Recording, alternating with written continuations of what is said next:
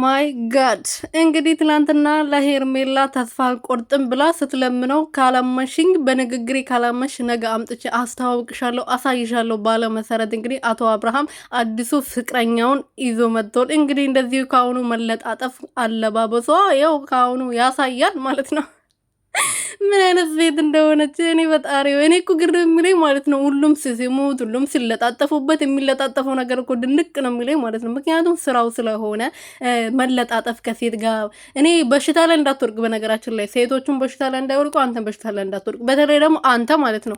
ሰላም ሰላም ቤተሰቦቼ፣ እንዴት ናችሁ? እንዴት ዋላችሁ? እንዴት ቆያችሁ? እንዴት ሰነበታችሁ? እኔ በጣም ደህና ነኝ፣ እግዚአብሔር ይመስገን። ሰላማችሁ ብዝት ትርፍርፍ ይበልልኝ። እንግዲህ አቶ አብርሃም ትላንትና በተናገረው መሰረት ፍቅረኛዬን አምጥቼ አስተዋውቃችኋለሁ ባለው መሰረት እንግዲህ ዛሬ እንደዚህ በዚህ አይነት መልኩ መጥተዋል። ማን እኛ የምናውቃት አይደለችም ይመስለኛል። ጽጌ ናት ብለን ብዙዎቻችን ስንደመድም ነበረ፣ ግን እኛ እንዳሰብነው ሳይሆን ጽጌ እንደምታዩት ጽጌ አይደለችም።